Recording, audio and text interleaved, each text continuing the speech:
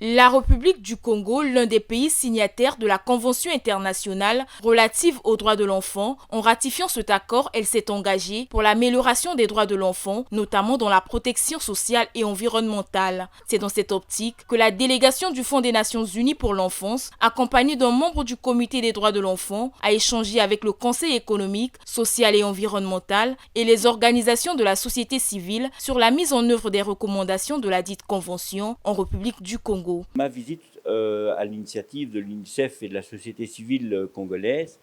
vise à faire le point sur ce qui est mis en œuvre et comment l'État congolais s'organise pour mettre en place un suivi de ces recommandations, pour faire en sorte que ça ne reste pas lettre morte, mais qu'il y ait véritablement des actions qui soient menées à la suite de la réception de ces recommandations. Les recommandations, elles sont vraiment très très larges. Elles visent à mieux lutter contre la violence contre les enfants, à garantir que chaque enfant bénéficie d'un état civil et d'un enregistrement des naissances, d'un acte de naissance, visent à améliorer l'accès à l'éducation et à une éducation de qualité. Pour assurer pleinement son rôle, la présidente du Conseil économique, social et environnemental a sollicité l'accompagnement du Comité des droits de l'enfant dans le suivi et l'évaluation des politiques publiques. Avec toutes ces recommandations que vous avez citées,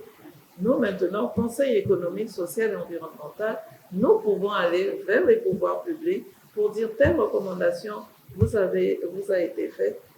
quels en sont les résultats aujourd'hui, où est-ce que vous en êtes, et nous publions cela.